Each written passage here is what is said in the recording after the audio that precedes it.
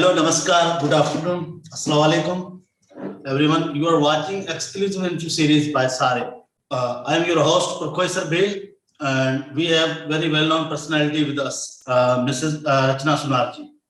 Once again, Rachana ji, thank you for your time. Rachana ji is human rights Dalit activist. Currently, she is working as a founder and director of IDEA.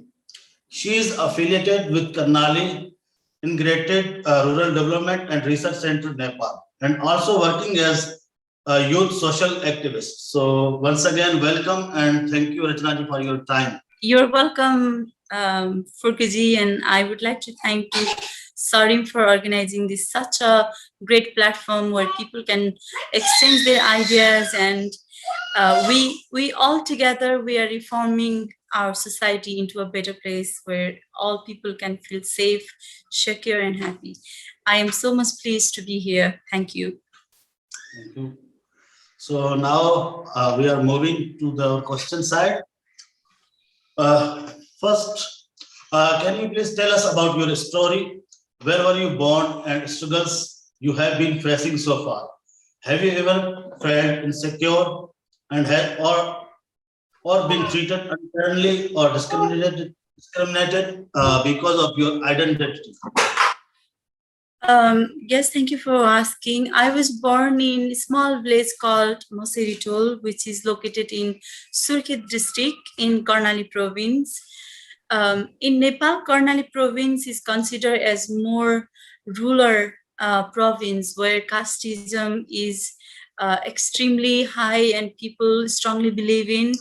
And as a Dalit girl in the family, I had to suffer so many social discrimination in the community, at school, and with my peer friends. And like somehow when I understood the sense of discrimination when I was 9 or 8 years old, because I was restricted in the public water tap, that I was not allowed to touch others' water pot, and there was no queue for us.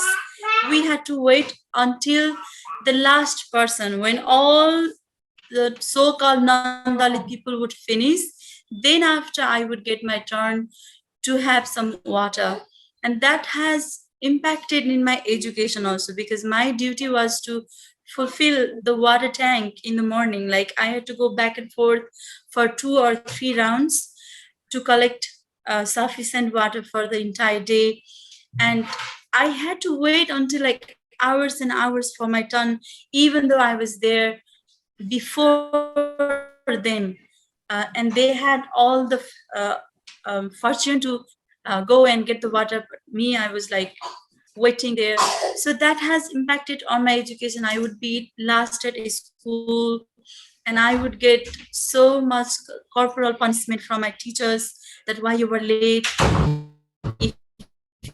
If you continue coming late, then I have to quit you from the social well-being on my education. And particularly as a child, I felt small, I felt vulnerable. Yeah, it has impacted as a person.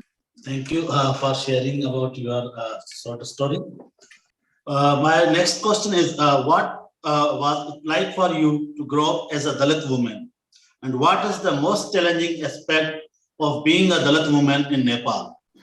Being a Dalit woman has been always a lower strategy or lower status in my community. Even though I was creative and talented at school, people would always judge me as a second citizen, that I was not right to be smart and to present and to get a good position in leadership. Like in a youth club, I would never get a chance to be a president just because of being a Dalit. I always had to stay at a lower position, and that has impacted a lot in my emotions, on my overall development phase. I was always feeling kind of unlucky, and sometimes I would feel so like disgusted, like why Dalit people have to suffer like this in the society, and why can't I be a leader, or why always we have to choose to be at the bottom, why can't we be on the top? So as a Dalit woman, we always have to prove a lot that we are capable, and we have to find our circle who can support us, because everywhere you go in the government offices and all the um, collaboration work with stakeholders, you have to have some backup. Once they know that you are belonging to Dalit background, then they started like, giving you some vibes that you were not capable to be on the front line, so you have to go to the back. So discrimination in Nepal is somehow prohibited than before, after the Maoist came and the laws and constitutions has been strong enough to punish people.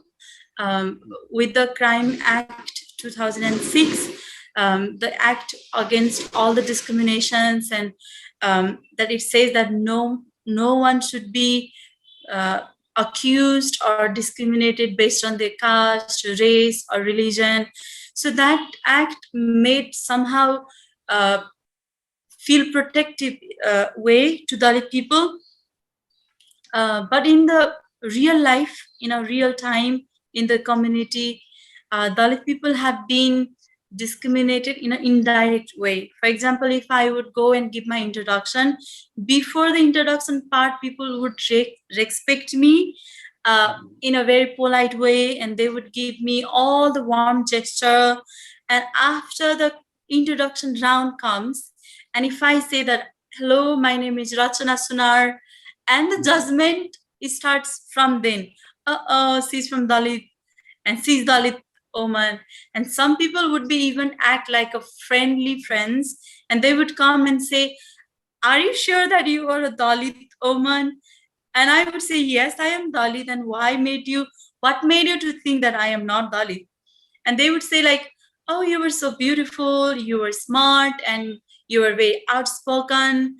How can you be Dalit? And that gives me like big question mark. Come on, like, what are the images that you are holding for Dalit community, that we can't be good, we can't look good, or be smart, or be presentable?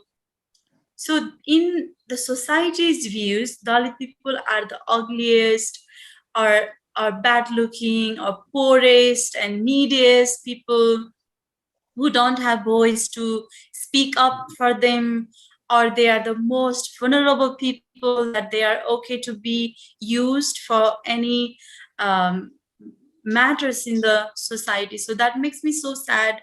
That gives me the reason that why we have to go through all of this in this life, once we are only getting this one beautiful life, and we are not enjoying it, or we are not appreciating being born as a human, just because of this hat, just because of this cap. Yes, it was always challenging. And even I remember in my childhood time, I wouldn't enter the friend's kitchen. Even though we were really close friends, they would say, okay, Rachana, please wait for me outside, because I don't care for this, but still my mom does. If she knows that you are Dalit and I let you to come in, then maybe they will punish me, or maybe they will get angry with me. So would you mind waiting for me outside? So that a friendly request wouldn't break my friendship, but that would break my heart. Like, are they being nice to me, or why they can't accept me when their dog can go inside in the kitchen? Why I can't? I am a human. Come on, I am a human here, standing, your friend. But you are allowing animals, your pet inside, but you are restricting a human outside. And what makes a difference? What made me less or untouchable than you? And those questions would always, keep talking inside of me, and that would make me, oh no, this is so injustice, and it has to be break. It has to be end somehow, and that is from you and from me, from all the students, from all the responsible citizens in the community, that this is our turn to teach them or aware them that this is so much inhuman things that uh, a person with a brain cannot discriminate human by their color and caste and religion. So this is the time that we have to teach them. They are educated, but maybe they don't understand our feelings and how it happens being a Dalit, and to go under all the circumstances that you are being judged and being neglected, being rejected just because of a surname. So this is the right time, and thank you for at least having this platform to speak. Thank you, and once again, thanks for sharing your experience. My next question is, can you tell us about your involvement at community level? When did you start to get involved at community level? Yeah, like as I said, I was really aware from the younger age, like 8 or 9 years old, that I was treated differently than my peer friends. And I wanted to do something to make people realize that this is not good. If I feel bad, then maybe other friend next door, other Dalit people are feeling the bad way. And somehow we have to speak up. So I was involved in a child club. That's how my activism journey started. When I was just 9 years old, I got into the child club. Though I was just a member of the club, that I was not holding any good position there to make some decisions. So growing up, listening to people and also following their principles, I knew like how to lead, and I knew how to speak and how to grab the right opportunities. When I was 15, by the way, my family wanted to marry off me against of my will, because I was not ready to get married, because I was really clear in my mind that I have to do something. First, I need to get education. Once I will be able to stand on my feet, then I can lead at least few people on my way. And that's how I will make some small change in my family, in my life first, and at my family and in the community. So at that point, my parents wanted me to marry off with a man that I never met. And the huge conflict started in my own family. So I had to go against of their decisions, and I have to say, no, I can't marry off now, because I want to study and I want to achieve my dream. Somehow my parents didn't believe in me at that time. They think that, okay, you were a girl, now you are 15 years old, like quite mature enough to be settled down in the family. And that is also one of the biggest problem in Dalit community. Most of the Dalit community, like younger children get married, and somehow they drop out from the school, and they're involved in hazardous work, like very manual work. um, and yeah, like the poverty comes a long way, and very poor education, poor health condition, and no good jobs to have a higher uh, like status in the society. And they always feel like small, and they born being small and they die being small, and there is no progress in between their lifespan. And that change I wanted to make, and marriage would totally kill all the dream that I had. So somehow I convinced them, and I got some free few more years to continue my education. So I knew the moment when I can convince my family to get my dream and to stay in school. Somehow, if I talk the way I did with my parents in the community about all the discrimination, and there will be a way. Once we break the silence, there are dialogues, and within a dialogues, we find out the solutions. So speaking up was the good choice for me. And I started leading a Sambat Center with 25 young girls in my community when I was 19 years old, and I became animator. As an animator, my role was to show them the right way, teach them how to get our human, like basic civil rights, and what makes you to stay in school, why education is important, and how can we break this stereotype, and how we can end these harmful practices of our society, such child marriage, caste discrimination, women violence, or discrimination to LGBTQI community, and all those hot social issues, how we can change them as a team, as a common voices. So I worked with them for a year, and throughout the year, we went door to door. We started campaign. We started showing drama, like social drama, to give the message to people through by our arts. We were not speaking or giving speeches or any public statement, but we were showing dramas and all those victims, how it feels and how it can damage our good society, and as a good civil society, what should be in the list, and why we have to break these harmful practices. So somehow we visited village to village, school to schools, uh, raising more awareness about caste discrimination, and also sometimes like bitter incident would happen. Some Dalit people would be killed somewhere in the country, and when we knew it, we would protest for their rights. We would just like go against of those cruel practice of the society.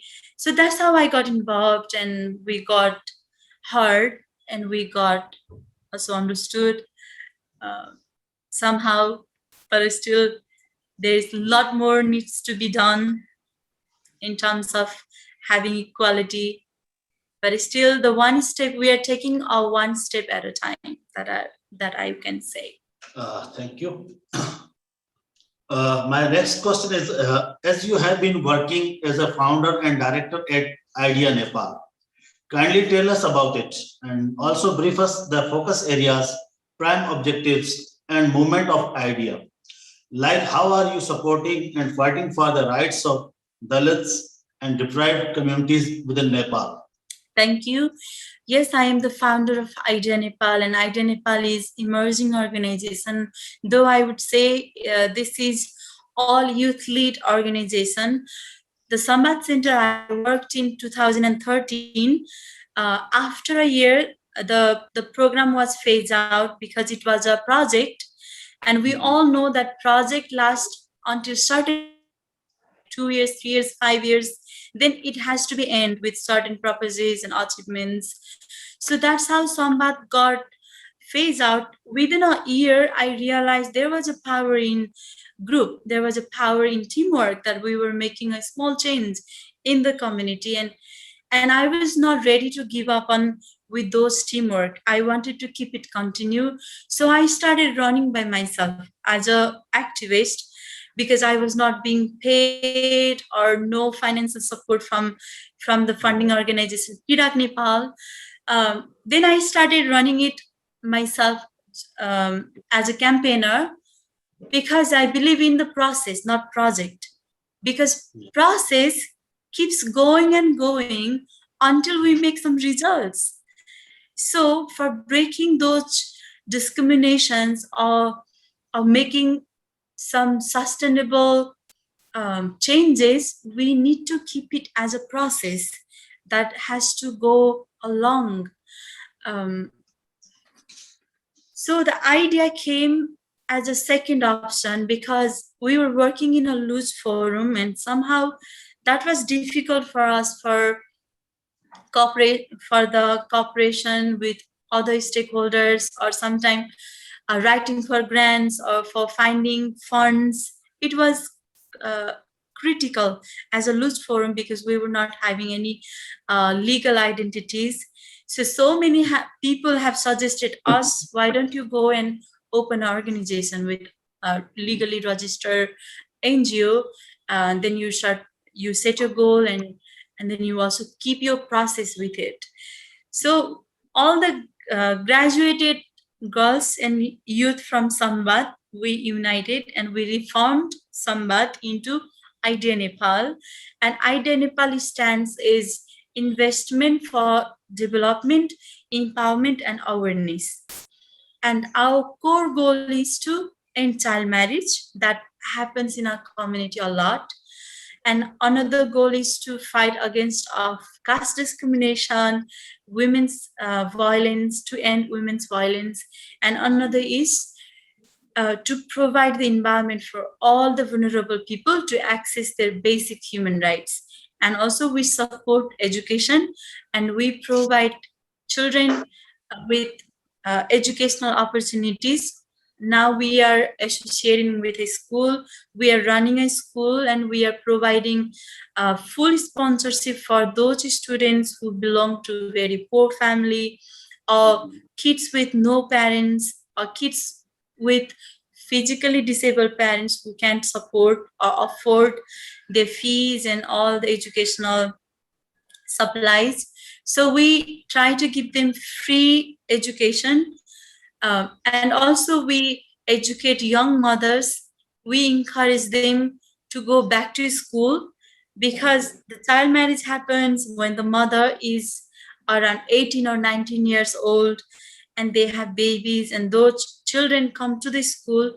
We take care of their children, and also we ask question to young mothers that what do you want to do in your free time? Do you have a dream to go to school? Do you believe that you can still go to school and achieve your dream of education? And we ask them and we support them, we send back to school. And recently 8 mothers have given their examination, and 6 of them got passed, and they're continuing their higher education. And that is so wonderful job that Idea Nepal does. And it's a youth lead organizations, and we all youth think creatively, and we use art and emotions to convince people. We don't go harsh to the community that this is wrong, bang bang bang, you have to stop this, and you have no rights. If we go forcefully, then maybe they will defend themselves, and they will also return us with their force. And they may say us that this is our culture, this is our like practice being done like hundreds years back, and I can't convince my parents, I can't convince my grandparents. And somehow they will defend, and they will give us reason that why it has to keep continue. So instead of threatening our community, we want to welcome them with us. We want to make them the part of this campaign or part of this journey. Together we can change. Together it's possible to make difference. I am not here blaming you, or you were not there to blaming us. Somehow we both understand that we have a bad culture, and this culture is possible to break if both of us accept it, and if both of us want to change this. Because maybe your next generation won't like it, or maybe my next generation wouldn't dare it, or yeah. So somehow our next generation will fight each other, or blaming our ancestors the way we are doing today. We are blaming our ancestors, or our all the cultures and our four grandparents, that why they had make these practices, why they didn't gifted us the peaceful society. So the same way will happen 100 years after our next generation. So that's how we involve them in our dialogue, and we want to make them the part of the journey. And that very simple work that Idea Nepal is doing. And I won't say that we are investing a lot in the community, because financially we are not doing much. But with all the effort, with all the level of expertise, with dialogue, with speaking up, or meeting them, or involving them, mitigating with them, we're making a very small change. All I can say. Yeah. Thank you. Through this platform, Idea Nepal, you are really doing very great work and great efforts for your pupils, for your community. So congratulations and best wishes for future. My next question is, you have also been affiliated with Karnali Integrated Rural Development and Research Center of Nepal. Kindly brief us the primary goals of Karnali Integrated Rural Development, and how this platform is working to resolve the issues of minorities persecutions. Thank you. I was involved with them in 2013 as an animator. I worked with them for 1 year, and my job was to work with young girls and boys, especially girls. And the project was designed for 1 year with a Sabal project funded by Stroma Foundation and organized by Kirak, Nepal. The Kirak works primarily in Karnali province, and its primary goal is to help marginalized people to fight against poverty, and also to help minorities people to access their basic civil rights. And also it helps all to break those stereotypes like caste system and gender violence, women's violence, and also child marriage. So it has been investing in infrastructure development and in human development. Kirak Nepal is doing excellent job in Karnali province, and I was really happy to work under them for 1 year. But the project lasts only 1 year, and then I had to keep the process journey. Okay. Yeah. Okay, thank you. My next question is, you are also working as a youth social activist. Do you think that the youth today is playing a crucial role in the development and betterment of the society?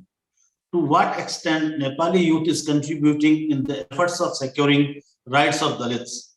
And what kind of difficulties do they face? Okay, a really wonderful question. As a youth, I see how youth are engaging or involving themselves to make a difference. I would definitely say yes, youth are putting their really huge effort to make some difference in our Nepali communities. If I only be focused on caste system, somehow youth are being divided into two big groups. One group will always prevent from protesting or talking or speaking up, just saying that there is no caste discrimination exists. Come on, our constitution says that it's finished, then it's finished. There is no such discrimination exist. And why you were making propaganda, or why you were making issues and or breaking the peace of the community. But there is another group of youth like me who says that the caste discrimination is still today's topic, and it exists, and people are suffering through it. People are being killed, being raped, being kidnapped just because of their caste. If a person marries a non-Dalit girl, the person is always neglected from the family. Girl's family or boy's family, they don't accept them, or they have to spend entire their time running away from the community, or being away from the family, just because they are not being accepted from the society and from their family. And some Dalit girls are being used, being misused, being raped, kidnapped, killed, and even our medias doesn't pay much attention to their cases. That's saying that, oh, they are Dalit, and who cares for Dalit people, and who cares for their lives? And somehow there are two different groups of youth, and we need to coordinate and collaborate, because in Nepal we have around 40% of youth, which is a really good number of people. If each house has a youth, if one youth is committed to make a change, or to say no to those stereotype or misconception of people, then it's enough to make change, because every house will have a teacher, or every house will have an activist or campaigner who wants change. And if today's youth can play their role to educate their grandparents and parents to say no to caste-based discrimination, and I would say it will take a day, only after a day there will be a change, because we are being grown up with our parents and grandparents, and somehow we are sharing the bonds, and we also obey the things they tell us. And in return, if we say something to them to also do the same way, if we ask them, then how long it will take? It will not take that long. 40% of youth means each house has a brilliant mind, educated, young, or yes, every house has a hero, that hero can make a difference in their house. And if Furkoji, if you can make change in your house, if I can make in my house, then to whom we need to convince? The society itself, the number of houses, all house reform a society, and society reforms a country. And that will be an easy game. Just overnight, we can convince, we can also fight with this misconception or mindset of people. So caste-based discrimination is existing because we are accepting. If there is no acceptance, the day the existence will be gone, and there will be no discrimination. That I believe, and this is my humble request to all Nepali youth and to all the youth worldwide.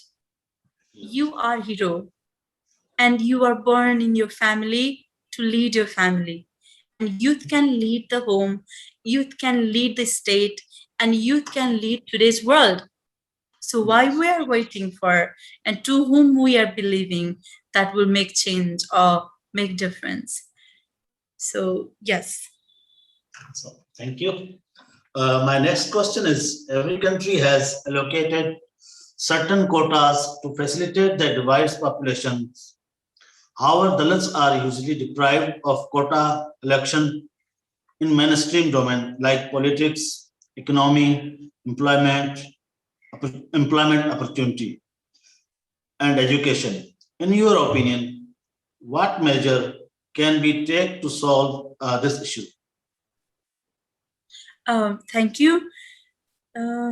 Yeah, like in Nepal also, we have certain reservation and some certain quota system for all those minorities groups, especially Dalit, Madhesi, women, and Madhesi. Those quota systems somehow maintaining the equity and equality. As a Dalit, I would definitely support the quota system, because I believe we are being abandoned, we are being backwarded like hundreds and hundreds times back. Our ancestors, they were not granted with the opportunity to education, freedom of choices, freedom of speech, freedom of religion, and they were not granted with all those basic human rights. And somehow we are always treated differently as a second citizens of the country, even though the Dalit people's contributions is highly measured, that with our occupations, with our all arts and skills, that we serve the country, we serve the society, but we never get return the respect and security and all the benefit of the government. Even today, if you visit Nepal, when you visit in the city side, in a high developed town areas, you will see all non-Dalit people living there. If you want to meet with Dalit people, you have to travel like the bad roads and all the gravel roads, and you will go more further to rural areas, and even in rural areas, to those areas where is the high risk of flooding, the bank of the river, near to the jungle, there is no possibly healthcare system or education system, or no public marketing, or like literally they are just like living in the area where is no development, like close to the jungle or close to the riverside. And each year in the monsoon season, like dozens of Dalit families are destroying by the flooding, by the land cutting or landsliding. And you can clearly visualize like who is taking advantage of the social resources, or who is being backwarded or prohibited to utilize the resources of the country as a citizen, even though you work a lot with a minimum wage serving the society or serving the country. And this is so unfair. And all the facilities that government provides, somehow Dalit people are not eligible for that. I will tell you the number one, that Dalit people, like majority of Dalit people don't own the land. They don't have the certificate of their land. Somehow they are living like temporarily with the government lands or with the lands that is belong to jungle or some certain communities or some trust. So the first reason, they can never utilize their property or as a land or their properties or their belongings, applying for the loans, for the grant for the bank, because the bank system don't give you loan or provide you any grant system until you don't own any properties or any land belongings. The second number, when you apply for the grant from the government, that if you want to do fish farm or goat farms or farming or beach farm, so government gives certain funding for those people or community as a grant, but you are also eligible because you don't have land, you don't have your property where you can build your farm or build the big industry. Come on, you are eligible in number 3. In number 4, when you don't own a land or certain properties, that you always have to beg for loans to the rich people in the society. They charge high number of interest, and also they take control you. They take advantage of your work for fee, like a bonded labor.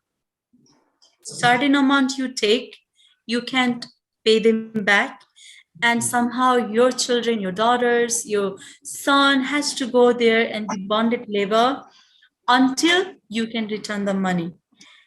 So government will say like, oh, we are giving 9% of quota or 9% of reservation for Dalit people. Come on, this is not enough. You are providing like millions of dollars to non-Dalit for their farming opportunities, for scholarship opportunities, for all the trainings and for all the incentives. They're taking like almost 91%, and 13%, 13.9% of Dalit with number of total population, and we are only getting 4% of quota. And literally even 4% is being out from the system now. It's been like 3 or 4 years that government has totally changed the strategy, and now there's no quota system, like at least not for Dalit. And this is not fair. This is not fair, because once you are not getting the equal distribution of resources, and once you are not getting the equal respect as a citizen, once you are not being protected or being provided all the securities by the government, and to whom you complain? Who is there to give you justice? You are eligible one after another to utilize those facilities or take advantage of those benefits. You are always saying no to them, like, no, you can't. No, you can't apply for the loan. So no, you can't get the grant because you don't have land. You don't have farming abilities or infrastructures. So Dalit people are always being used and misused, but not being promoted to get their basic human rights. And that is the talk today we are doing, that this is unfair and it has to change.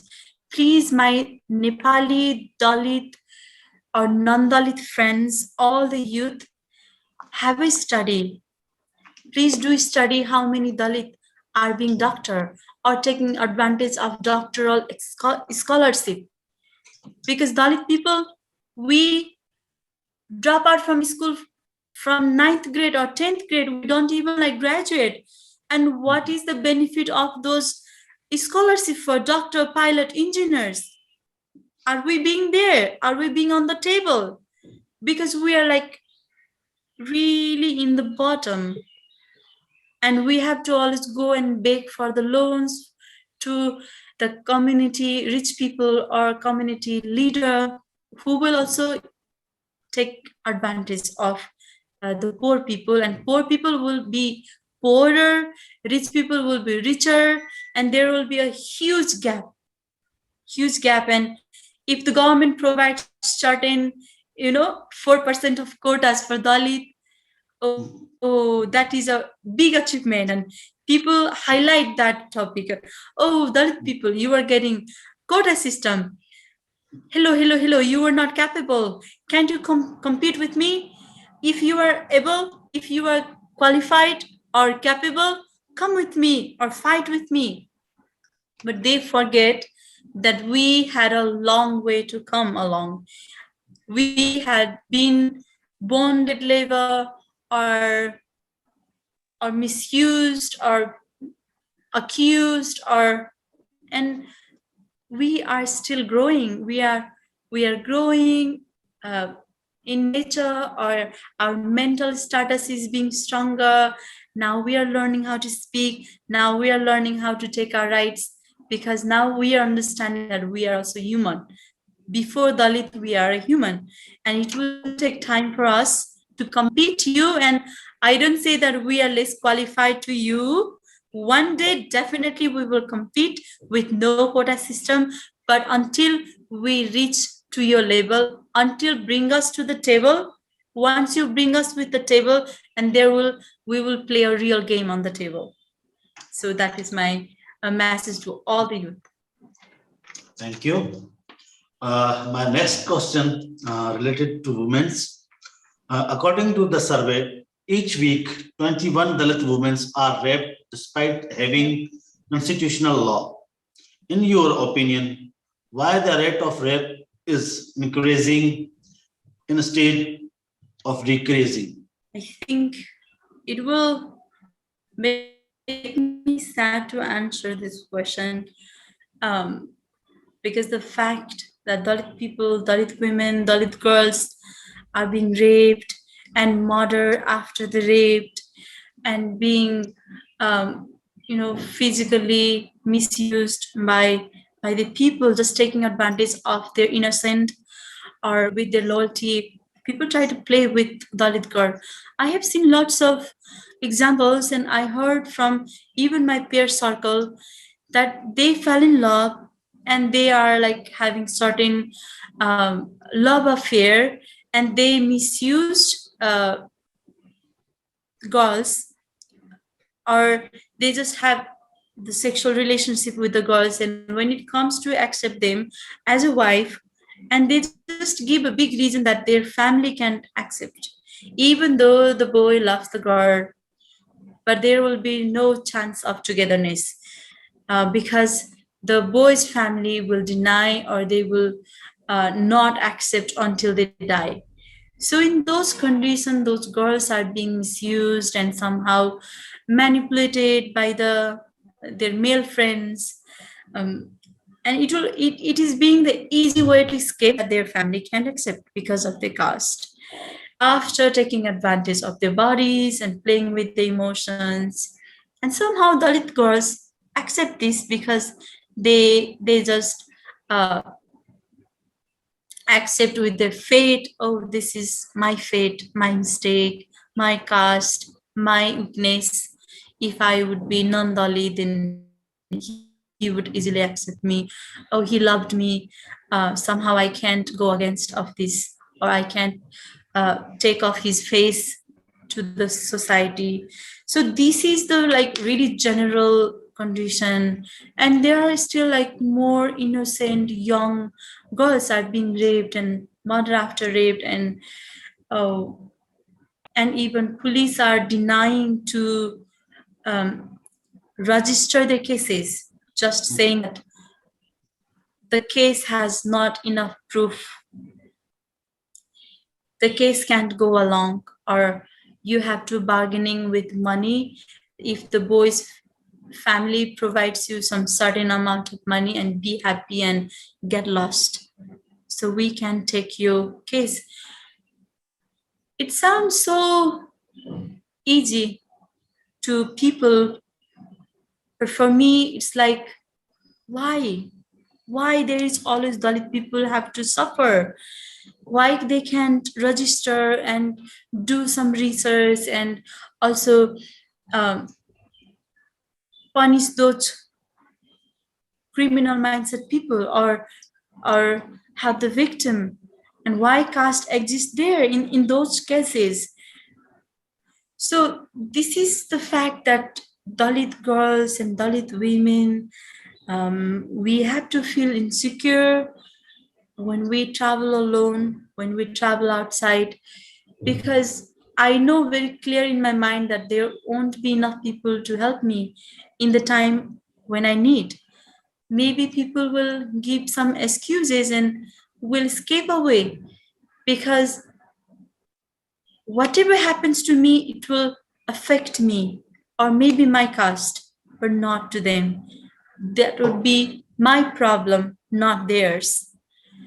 So somehow caste system is building boundaries or building the wall that all those hatred, all those injustice, inequalities that we face, it won't even matter to them because it's our problem, it's not theirs. So this is how Dalit girls are being misused and raped. The number one reason, they are not educated. Number two reason, they are being flirted or manipulated so easily because they are so innocent. And number three, they don't have any people or any relatives or any circle in position in power who can support them or protect them in the time they need. And number four, people have mindset that Dalit people are born to serve us, serve with their occupation or with their bodies. And the caste comes when it comes to marry a girl, but it doesn't come when to have a sex with a girl from Dalit background.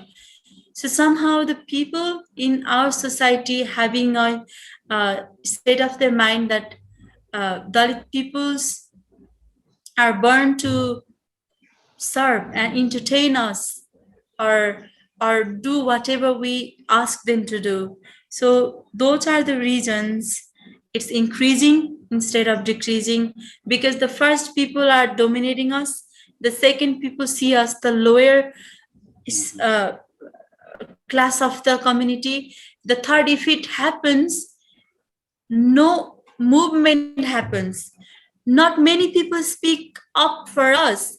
Even the justice system doesn't support us, so they are supporting the crimes. The victim is being vulnerable, but the person who does it gets the confidence to do it over and over again.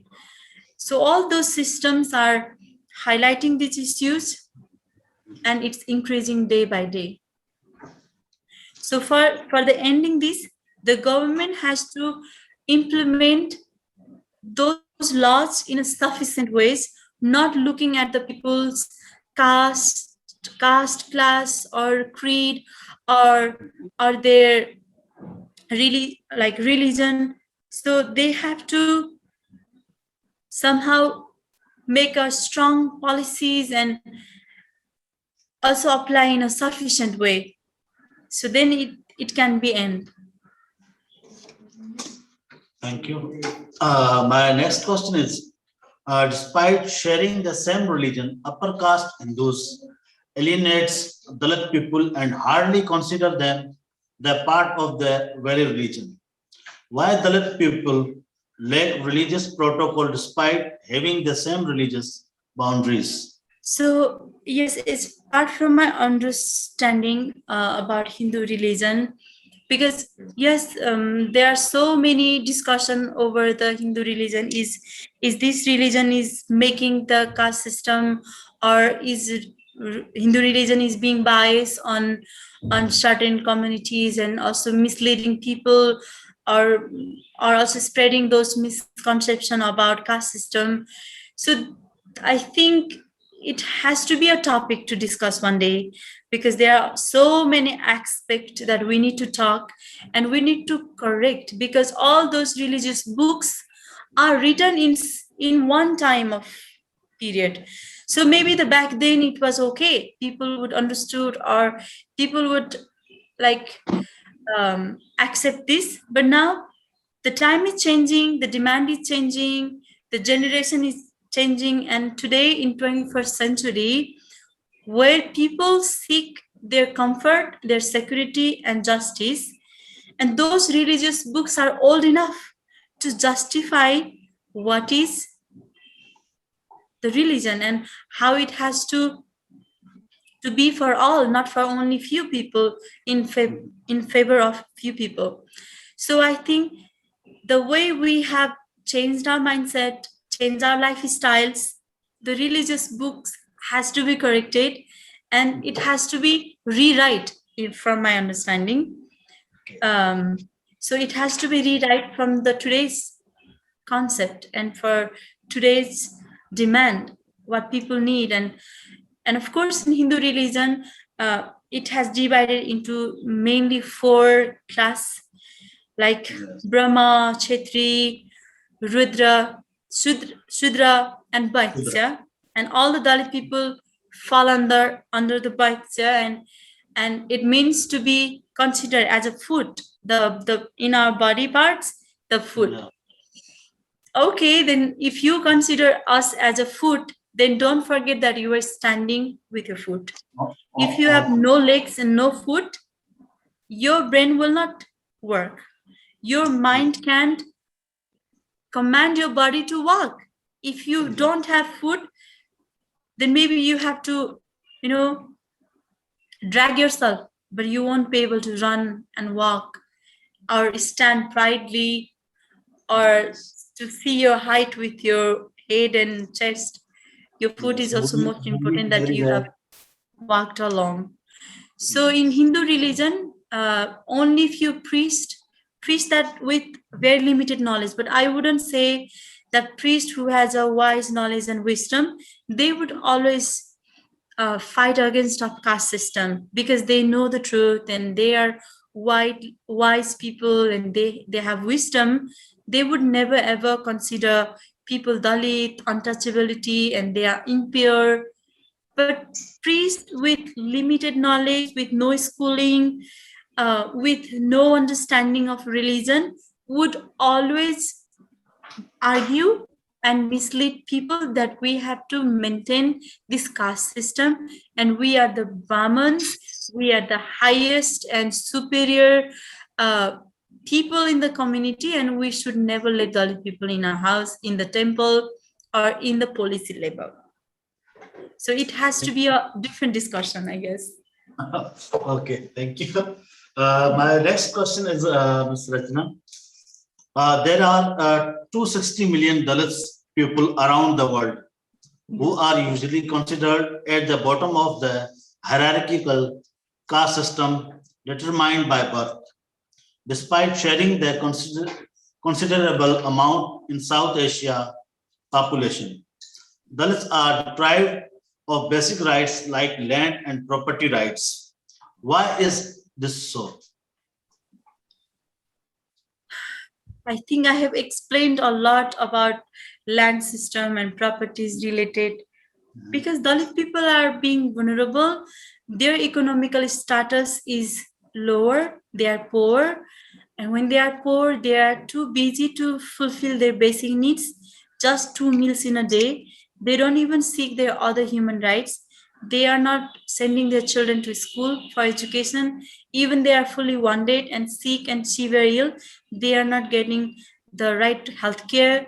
They are not accessing any other facilities to look like a decent citizen asking for their rights. So they are always vulnerable in their own trouble all the time, and in a very narrow circle, only in the family they burn and they die in the family, and they don't even have a opportunities to travel outside and to see the world with the different views. And that's shaped their mind to be a narrow and weaker section of the community, and very vulnerable, that they are not provided with a good land or good justice system. So that makes the whole system going on and on. Okay. And it passed to the generation to generation, and all change can happen with three things: with education opportunities, with economical opportunities, and with government providing full and full support to those vulnerable people to come to the parallel. Okay. Yeah. Thank you. My next question is, among all the South Asian countries, how would you rank the categorize each on the basis of Dalit persecution? In which country Dalits are being subjected to higher rate of discrimination and violence compared to other countries? Thank you, Purkho, for asking into the whole South Asian context, but I wouldn't prefer to answer because I don't want to answer without my clear understanding. Okay. But I can answer according to Nepal.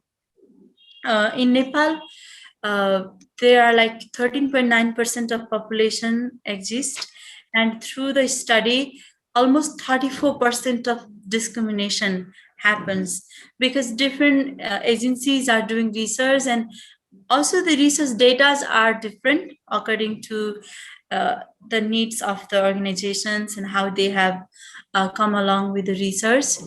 So the recent research done by UNFPA, it says that within 54% people have experienced discrimination, caste-based discrimination in Karnali province. Like 34% people strongly believe that they are being discriminated or neglected or rejected by the government. And I think in Nepal, when we see the overall view, there we can see the clear, like direct discrimination, but indirectly people are being discriminated even though they are highly educated. And the discrimination you can see when you see the system of the like federal government system. There really few people are working there in the government system, and even in the politics, the Dalit people are joining just as a representative, just to fulfill the certain seats as a reservation or quota seat, but not as a real leader. They are just there to clap for them, but not to make any decisions. So this is also sort of the discrimination, because I see very brilliant Dalit leaders who are outspoken, well educated, well, and financially also sustained. Why can't they be a leader? Why a Dalit leader can't be a prime minister? In the history of federal government, when you see, not a single Dalit prime minister we had like few minister, education, youth and education minister, but now he's also gone. But they are not in a higher position where they can influence people, they can make changes in policies, or they can provide more benefit to Dalit people. So they are always ranked in a bottom, and where they can't influence or make a difference. So those are the things that we can measure as a discrimination just because they are Dalit. in the context of Nepal, but I am so sorry I can't really say No, fine. about It's other okay. countries. Yeah. Thank you. My next question is, the census hold crucial importance in the drafting policies, especially at the national level.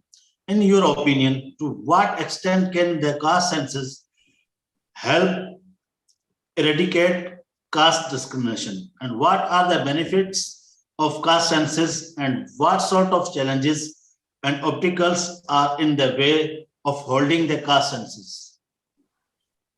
Mhm. So I would say only one thing. I truly believe in education. The education opportunities makes the permanent change in our life. That's what I am doing. I am running a school where 150 children are getting education opportunities, and I am seeing now their future within 10 years and 15 years later.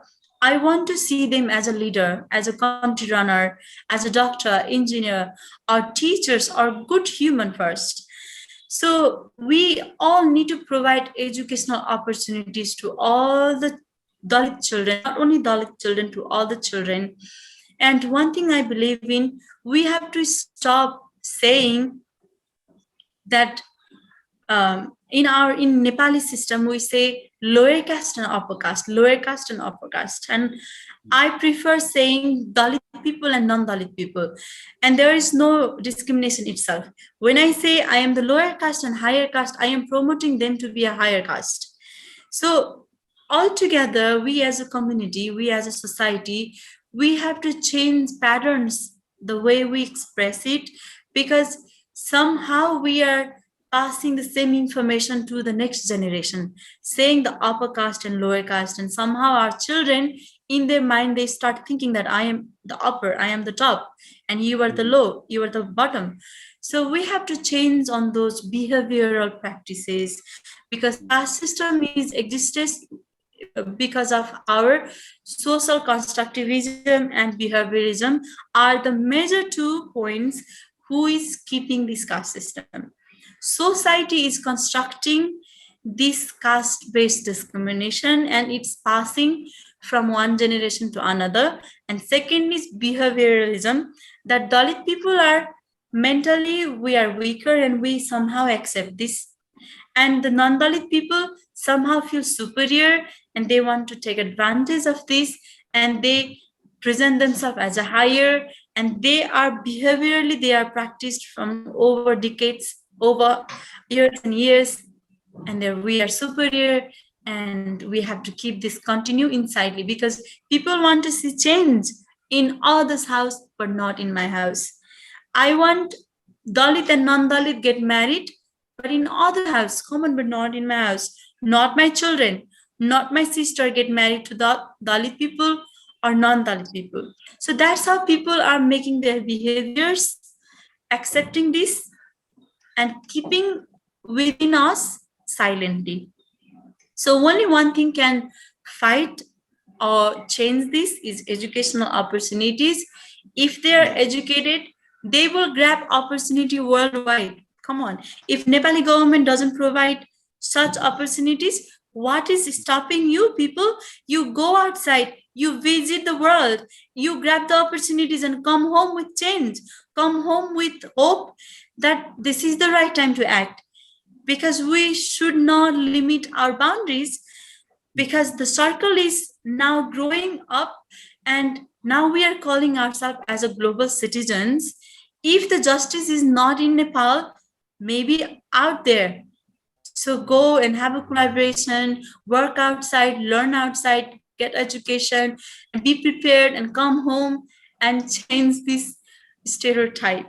And this is all possible if the education is there. Thank you. My next question is, as you are well aware with the global pandemic condition due to COVID, kindly let us know the situation of Dalits in Nepal during the COVID-19 pandemic. What kind of health welfare services the government provided the Dalit? Have you witnessed any discrimination in the provision of healthcare facilities? Yes, it's a very relevant question, and I have watched really closely throughout this pandemic year. The first thing I would like to remind that Dalit people mostly work as a daily wage labor work. Their families are sustained from the earning they make in a day. So they work today and they make certain money for food today, and they always have insecurity for tomorrow what they are going to eat, and there is no plans, there is no savings that what is happening tomorrow. And the global pandemic, it stayed like almost 2 years, and with the strict lockdown restriction was almost a year. And when the year of lockdown, the Dalit people were inside of the home, the government was announcing that people stay inside, stay in your home to be safe from the COVID.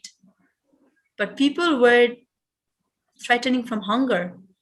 Maybe the COVID wouldn't kill them, but hunger would certainly. And they had no savings, no plannings, no properties, and no work outside because they can't move out. They are being locked in one room 24/7, not knowing what they are going to eat. Maybe the COVID is not the scary thing, then the thing that they don't have any resources that can keep them alive. And that I have seen really closely to my community, because I belong to the community where 90% of people are Dalit, and majority number of people work outside, seasonal work in India, or as a tractor driver, or driver, or laborer, or cleaner, or barber. So their jobs were lost, and government did provide 2 times of food relief, uh, but surprisingly it provided 5 kg of rice to each person. If 25 family, if 5 family in the house, 25 kg of rice and few kgs of dal and salt and package of few chilies and masalas were not enough to keep them alive. And they only provided twice, and there were also corruption because they were not like providing like well food relief to the community. So there were still there are the effect of lockdown, like long-term effect. um, so our idea Nepal, we also did collaborate with the government, and we also raised some fund from a GoFundMe campaign. And with all the friend circle I had, I asked so many people to help us to give food package to people, and we have served nearly 405 families in the lockdown period. And also government did from his side, but I would say that was not sufficient. It was not uh, the full reason to be thankful to the government with all the supplies or support they provided. And I remember one time they were a big mass because they were distributing a few kgs of rice and dal, and all the people in my community, they were mostly Dalit, but of course non-Dalit people were also part of it. And they were like making a big mess, and sometimes the names were similar. If I hear my name Rachana, then I would of course go in front of the desk, and few people like with the similar names went in front, and the police man was so mad to them and he started beating them. I was there and I suddenly saw that he was beating, slapping, and also like misbehaving with them. And I was so mad, and I went to them and I asked like, why you were beating? Is this the facilities that you are providing from the government side, giving 5 kg of rice and also slapping 5 times on his face? Is it the price that they have to pay? And I was so angry, and I talked to him and he said like, oh no, I am just being upset because they don't come line by line, they have come all together. And I asked them, why did you all come together? And they said, we all have similar names, we heard the names and we came here. And now he's like misbehaving to us. And that happened only in my village just because they were Dalit. And this bitter incident didn't happen to other community. Maybe they were non-Dalit people. So it happens. So I'm so sad to say that there were certain discrimination even in the pandemic. And the effect of the pandemic still exists. Okay, thank you. My second last question is, in what way do you think the different community-based organizations as well as regional and international organizations can play a positive role in the social developments of the Dalits? Okay, thank you. First of all, we need to find the root of cause and barriers. What is making this caste system is even stronger?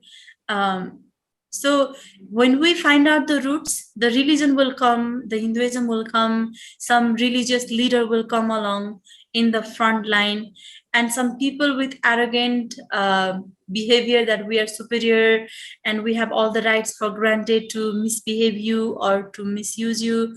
So all those people come as a front side, and with all the social organizations, stakeholders, government, and international agencies, they have to teach them first because they have the more influence in the community.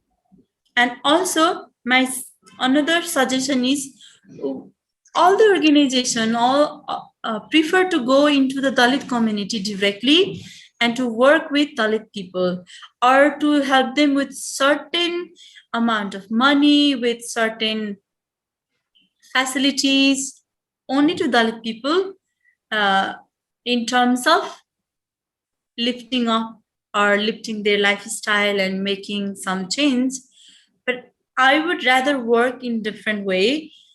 I would not go directly into the Dalit people because somehow they will be discriminated or misbehaved from non-Dalit community. So this is the time that we have to work closely together, involving non-Dalit people and Dalit people in a same environment, in a same program, where they can help each other and respect each other, and also break this discrimination together. We can't only, put Dalit people on fire to make a, enormous change. We need to work from both sides and from both parties. Okay. And that is my suggestion for all those activists, all those organizations who want to work. Thank you. My last question: how can SARIM collaborate with your organization to help the persecuted minorities within South Asia? Thank you so much. And yeah, that I was going to ask, like, how SARIM can work with us. So yeah, from part of my expectation is like creating this platform is already doing something then being quiet, because I believe in breaking the silence and it creates justice. So we are breaking the silence in Karnali province, in Nepal, and SARIM is working in South Asia, and there is a bigger platform than us. So in future, we can work together to bring people from different fields, from different backgrounds, not only Dalit people. I would also suggest SARIM to invite some religious leaders or some people from Brahmin community who can also influence their community. And Dalit people, we suffer, we have a sort of experience, but only we talk, we listen, and that would not make huge change. So SARIM can engage more people, more personalities, more youth in certain platform, and we can share our data, our success stories, or our failure side, what worked, what didn't work. And we as an institute, we can collaborate and also help each other to grow bigger and to grow stronger. Fine, thank you. Thank you very much for your time and for your efforts. in your busy schedule. So thank you very much, Rachana ji. So hopefully we can connect it with you in future. So thank you. Yes. Thank you so much for providing this platform. As I said in the first day that I really like the idea of sharing our experiences, and I look forward to working closely together in future. And I would be very happy to assist with all the label that is necessary or possible from our side, from our Idea Nepal. And from Nepal, I am so thankful for this organization for at least building a constitution or making an institute that we all can be united as a global force. So maybe one day we can, make a change worldwide together. Yeah. Thank you. Thank you very much. Dhanyavad. Have a good time. Thank you and Dhanyavad.